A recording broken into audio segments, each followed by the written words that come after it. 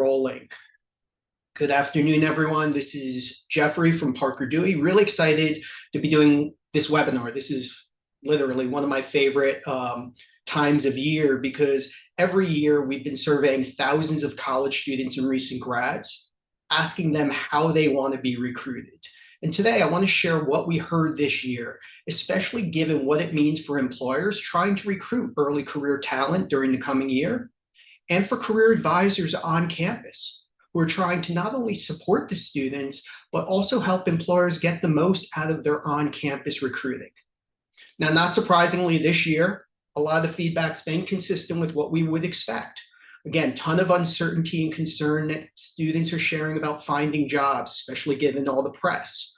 I'd say students are increasingly overwhelmed by the volume of experience they think employers want for their entry-level roles. And yes, again, AI is top of mind. Students have concerned that AI is being used to make decisions, that they're not getting a real shot with companies. Again, this isn't surprising.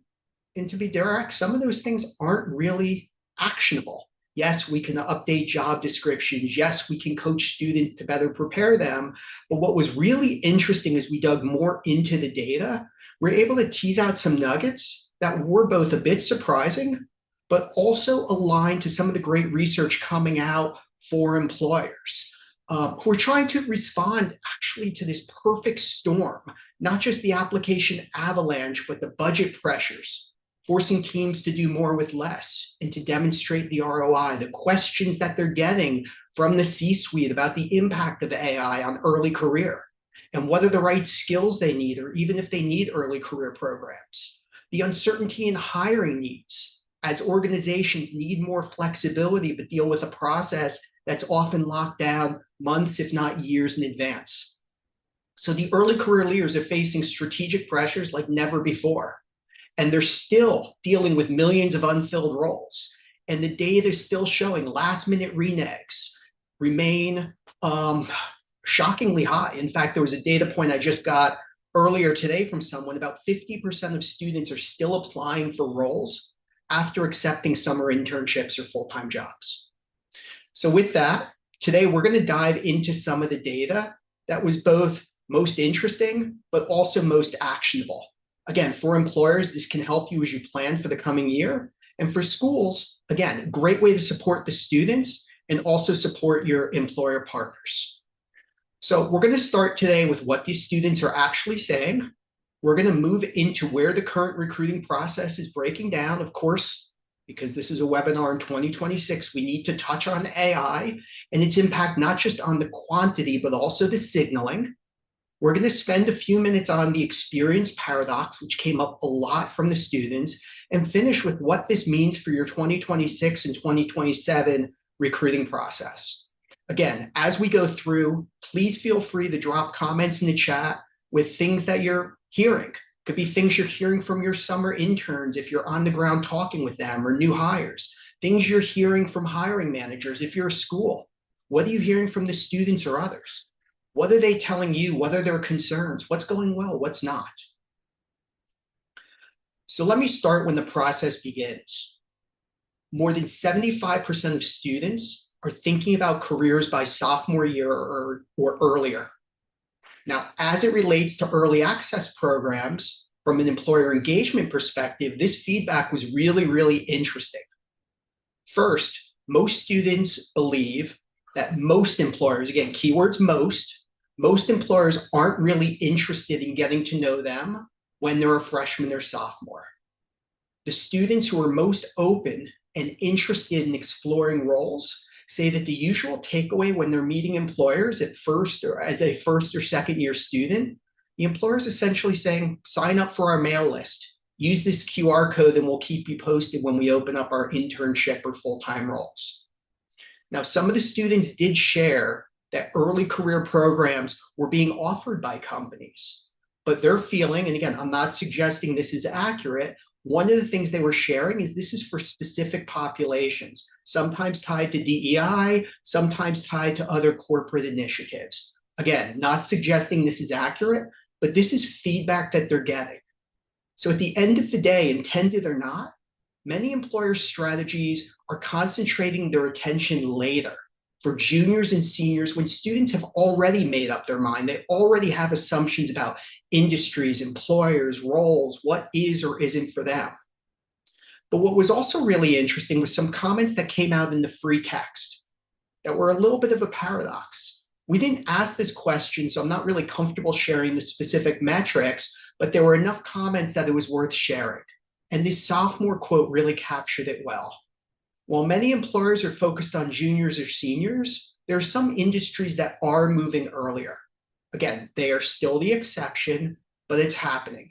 Now, some of these efforts might be tied to those early access programs, but again, what was most interesting is when the students are most interested in exploring, they perceive the company doesn't have interest in them, or again, when it's that paradox, when they do have interest, it's only for those freshmen or sophomores who are certain that's where they want to work. So again, think about this for a second. Students are saying, we want to get to explore as a freshman or sophomore, but unless we already made up our mind as a freshman or sophomore, a lot of those companies aren't giving us opportunities. Now, there are certain students who are oh so sure they want to work in investment banking or work for a FANG company, but that is a very small minority from the survey. In fact, over 80% of students said they want to explore. They're not closed off, they're open-minded. They're willing to consider companies they don't know, roles they're not thinking about, industries they're not considering, but they're also trying to figure out what kind of work actually fits them. This is an important distinction. They're not just asking for more information. They're asking for more meaningful ways to explore beyond the website, beyond the career fair. It takes more than an email campaign. And again, this is what the data was showing. Understanding what the role really entails is vital. In fact, students are saying the hands-on experience over email campaigns more than a 2-to-1 preference. And this makes sense. Again, one of the students described the experience as, would you buy a new car based upon some emails? What about based on hearing a salesperson tell you about it? Or to take it further as the student did, imagine buying a new car if you've never driven one before. This is how the students feel. So again, in the chat, when do you feel like your organization is really starting to engage and influence students? And again, I'm not just talking about collecting names and contacting them, but starting to build that relationship. Again, feel free to comment in the chat. I'm interested to hear how much the student perception is either accurate or not. Now, staying on this exploration theme, another interesting point was the vast majority are open to completing these types of experiences, even if they never heard of the company. Now, this is great news, probably for most of the employers here who don't have massively well-known consumer brands, or even for those that might be a bit more well-known, but they're known for things beyond what the role is for. So again, think about the marketing role at Goldman Sachs, or the strategy role at GM, or the sales role at Lilly. The students are open, but the other part that came out is the importance of the opportunity being concrete. The project matters because it gives them something specific to respond to and react to. The unknown company plus a generic job post is a tough combination if you're trying to engage the student. Now, if you are an unknown company and you have a real experience, it's vastly different. Now, being asked to apply for a supply chain analyst role at an automotive OEM you never heard of is a lot different than being asked to use public data to create some visualizations highlighting trends in platinum use for catalytic converters and suggesting strategies.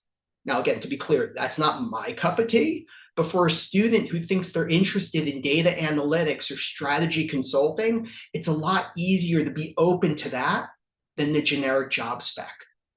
And it's not just about the responsibilities. One of the other things that really stood out at me was the importance of location. Now, this is for any of us who have been around since, call it the 2020 COVID pandemic, this has been really interesting, especially as remote work was supposed to completely disrupt everything. And those discussions continue to take place. Again, the remote on-site debate. But what was interesting to me is how important location was to students. And again, not about remote or not, but the volume of students who either wanted to return home, or I'll call them non-obvious geographies, was shocking. Now, we did not dive enough into the specific where question, so we don't have data to suggest which towns, which locations. There's other data out there, and we didn't know how much this was going to tease out. But from some of the comments, it seems like students, again, either want to return home or they want to return to areas that aren't the big metros. Again, we saw Colorado, Texas, Florida mentioned quite a bit. But what was also interesting was the comment like the one on the right. And there's a few things going on in here. First, with recruiting budgets being cut, most companies can't be at as many schools, especially if they're a bit further. So if you're a big, well-known company, it may not be an issue. But most of us aren't Accenture or Google or PwC or Amazon, where we can be everywhere and have offices everywhere. And what was also interesting is even if we are well-known, that St. Louis student who's referenced on the right may not realize the breadth of roles required or available at Enterprise or Anheuser-Busch or other organizations with massive presences in St. Louis. So beyond the awareness, what we're finding is while job boards and company career sites should still provide the access, students don't feel like they have a shot. And again, we'll get more into this later, but it is only being amplified by AI. And again, we're going to dive more into this. And this impacts all students, but the impact is not consistent. First, we've seen the data on demographic shifts. We know there's a massive increase in first gen and veterans and other pathway programs. Think about students pursuing 2 years in a community college before transferring to a 4-year school, especially as college becomes more expensive. But there's other students getting left behind in these quote unquote non-traditional populations. Students who are working part-time to pay for school or pay for books or food. Another one that came out a lot in these questions were the student athletes. And to be clear, I'm not talking about the ones getting 6 or 7-figure NIL checks, which by the way are less than 1% of all student athletes, but the other 99%. Now, we know a lot of companies have efforts focused on encouraging this access. Again, participation in NSBE or SWE or other programs, all of which are great, but they're still causing candidates to get missed. In fact, in this survey, the students consistently called out the difficulty in participating in so many of the recruiting events. Again, an inability to miss a shift or skip practice to join an event or an info session, especially if a special access code was being provided to get your resume at the top of the list for those who participated. Or the students who can't dedicate a weekend to a hackathon or a consulting simulation as much as they wanted to. It just didn't work within their schedules, causing companies to miss out on massive candidate pools. So for companies, it's really worth exploring if the recruiting programs are not just providing this access, and not just because of social impact, but because it's the right business decision. Are you missing companies who are working, caregiving, commuting, playing a sport, navigating the process, who don't have the same access or informal networks? And again, the issue for the students aren't motivation, it's whether the model works for them. And it's actually a great segue because most of these students have the types of skills that companies most value, especially with AI. In fact, McKinsey did an interesting analysis of their best hires, not just those who just joined or those 1, 2, 3 years out of school, but they looked at the managing directors, those who have been with McKinsey 10, 15, 20 years. And there were 2 leading indicators of success. 1, did they have experience working in retail? 2, student athletes. And you can pull it up, the full research on it is super interesting, but this really jumped out at me, that the recruiting processes being used, students feel like it's preventing them, if they're working retail, if they're student athletes, from participating. So to the AI topic, which again, as I said, is required in any discussion taking place these days, AI is having an impact and it's frustrating the students. Now, AI is kind of still newish, But for the past several decades, we know companies have used some form of automated screening and filtering process. The difference now is it's more obvious to the students, partially because it's out there so publicly, but partially because in the past, students weren't concerned about an algorithm taking their job, right or wrong. They're worried about it now. And it's created a lot of negativity.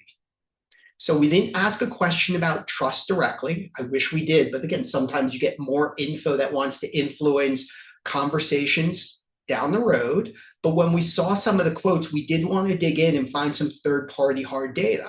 Greenhouse did a survey actually of all of job candidates, and it shows 46% have lost trust in the process because of AI. Now, to be clear, this Greenhouse data is not limited to just college students or early career professionals. And while I can't say this for sure, from the comments in the survey and other questions and conversations we've had, I expect this number is materially higher for those involved in early career. Now, there's two ways this impacts employers. First, when you think about conversion and renegs and retention, this is key. Whether or not you're using AI, students are going to assume you're using AI unless they have data to show otherwise. So even if you or a hiring manager sending a personal note to a candidate, they're going to assume it's automated. They're going to assume it's AI generated. What that means is you have a need for real engagement between students and professionals. It is vital. We saw some of this play out post-COVID as students talked about wanting employers back on campus. AI is amplifying it exponentially. Now, I am not suggesting this is easy, especially with budgets being cut, limiting the ability to be on campus at as many schools, but it's doable.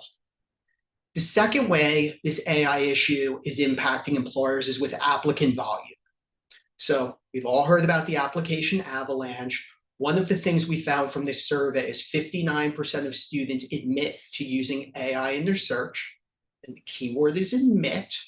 But what's interesting is why. They perceive that employers are using AI, as I mentioned before. It's made the students feel like it's okay for them to do so. It's actually encouraged an arms race. So what's happening is we're in this vicious cycle where students are using automated tools and AI to apply, which only drives an increase in the number of applications, which only drives more need to use AI or algorithm, and no one wins. The other big issue, though, isn't just volume. It's become an increasing difficulty in assessing skills from a resume or application because AI is helping the students tune them. And again, that's important, but there's something else that kind of gets missed. Not only is it about assessing skills, which again have become more difficult, it's more difficult to understand the intent and interest that students have in your role. Renegs are happening because of this, but even just time wasted in the process. And again, great quote on the right, talking about how students are applying to everything. And they'll make a decision if it's the right role once they get the interview, once they go through the process. Think about the amount of time potentially wasted in your process and the number of candidates that are the right fit getting missed. So how do we break through this? Well, the students have given us insights. Specifically, one of the things that was interesting is they know employers value experience. They're hearing it from their press and their peers. They're seeing it in job descriptions. Employers are saying it in the info sessions they're going to. We want experience. The problem is students feel like they need to have experience before anyone's given them a way to get it. So to the comment from the class of 2028 students are saying the best way for them to get experience are these real projects, not only to demonstrate their skills, but also to learn about prospective employers. And this is vital given where we started the conversation and the challenges around student engagement. Emails, mass engagement, they don't work. Students want the human connection. In fact, all human connections are vital. But we dug into what kinds of students or what kind of human connections the students actually want. And consistently they said they're not all viewed equally. Students have said real projects, real experiences, whether they're tied to capstones, whether they're tied to micro internships, whether they're tied to any of these different experiences are vital. They are how they want to learn about companies. They are how they want to build relationships.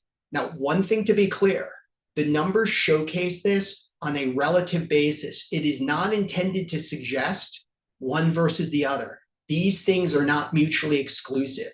These channels are valuable. What it means, though, is organizations can get more out of a career fair when they're bundling them with other experiences, can get more out of the webinar when they're giving students ways to continue to engage. So we dug in, again, a little bit more. What do these projects need to entail?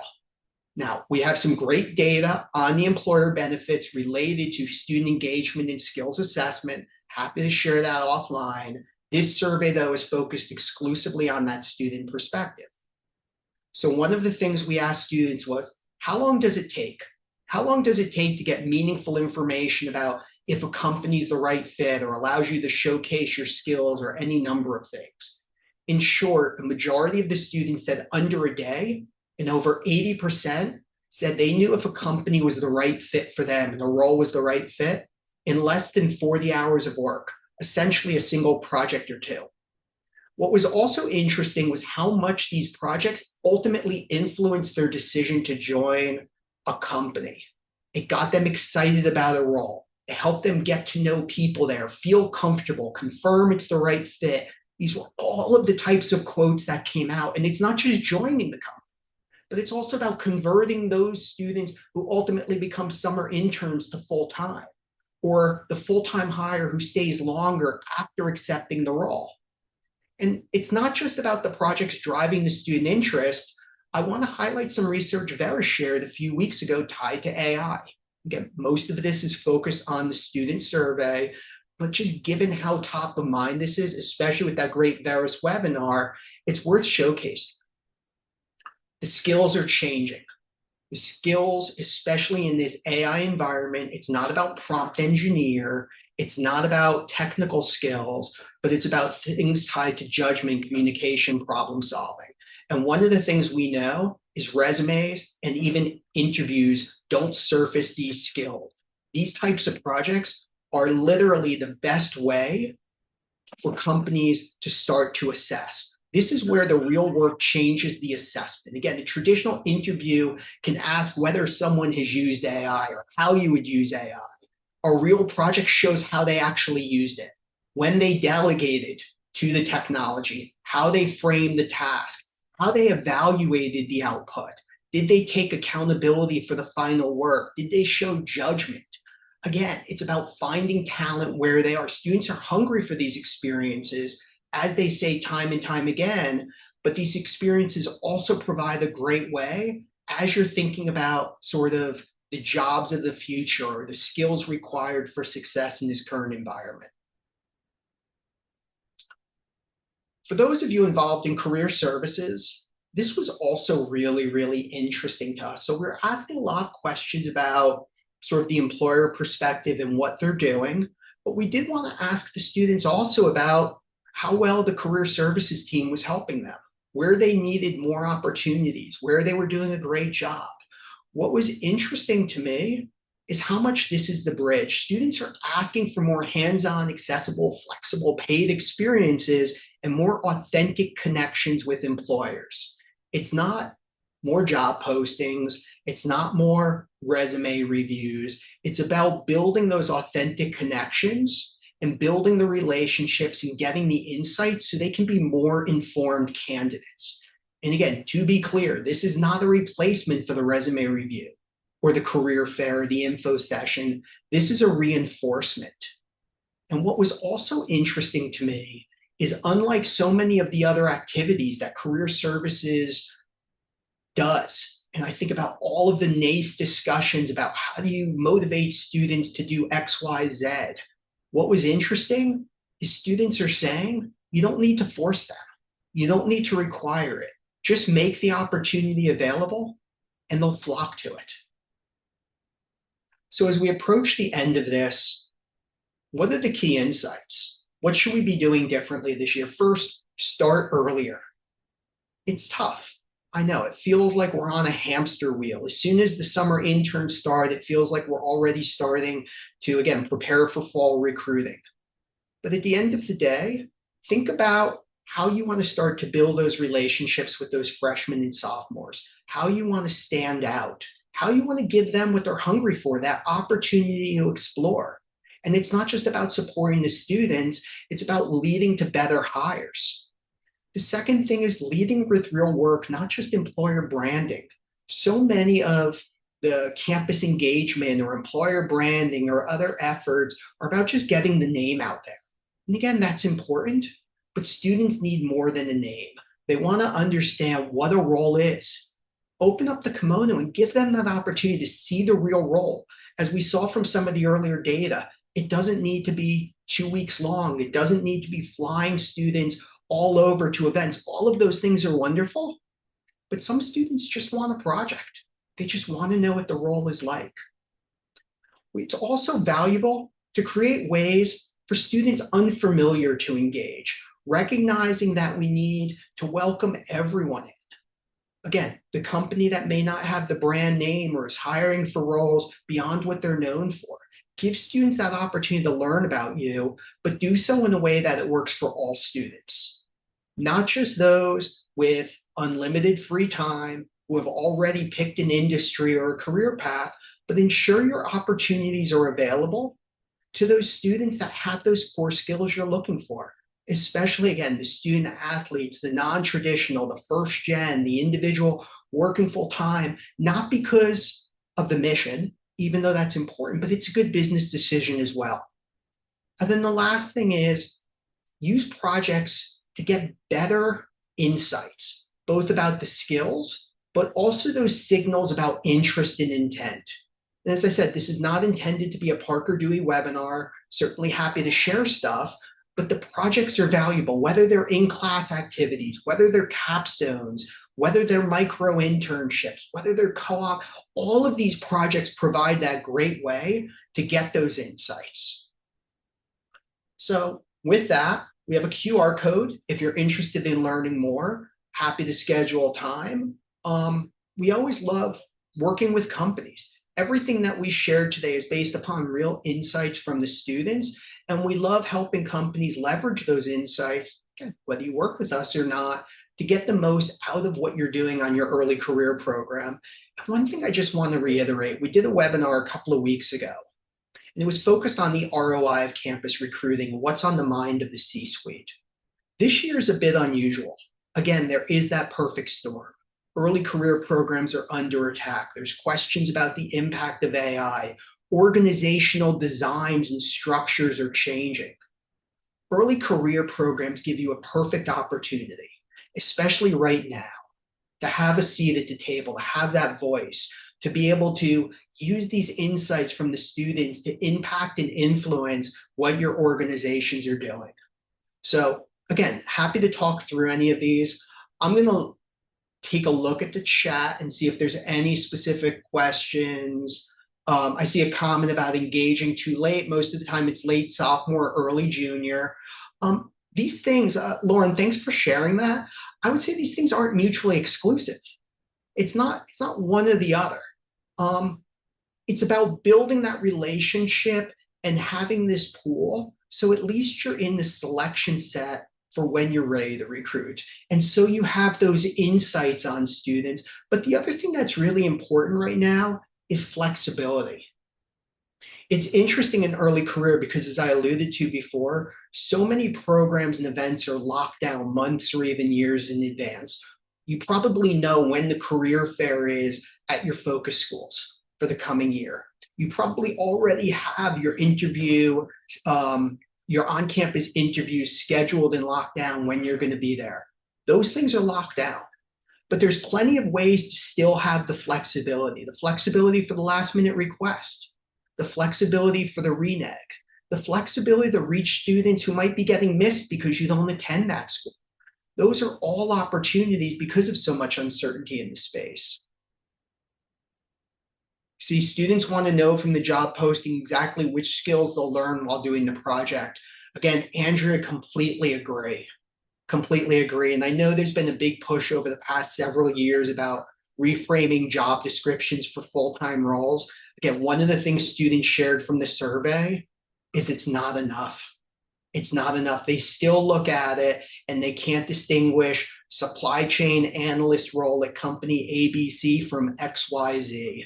They still don't know what marketing analyst means, no matter how well you outline the bullets. And even if they can understand the role, sometimes they don't know if it's the right fit or have confidence. Again, I would ask by a show of hands if we were live. I'm not Zoom competent enough to pull up a survey, but how many people on this call had majors in college that aligned to their job title? Probably very few. Again, part of what we're trying to do is help those students sort of explore, not just because of mission and social impact, because it's the right decision. We know philosophy and English and history students do great in any number of roles, but sometimes those students don't recognize it or aren't considering those roles. I saw a question about the link. Yes, we will share all of these links in the presentation. With that, any other questions?